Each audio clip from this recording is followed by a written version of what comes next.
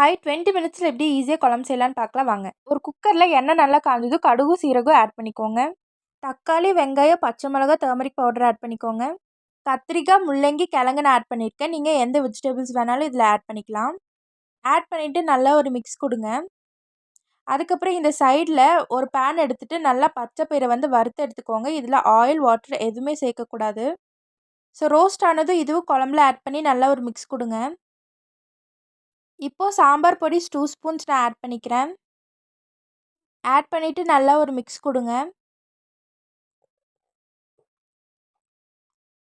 நல்லா மிக்ஸ் ஆனதும் சால்ட் உங்களுக்கு தேவையான அளவு ஆட் பண்ணிக்கோங்க.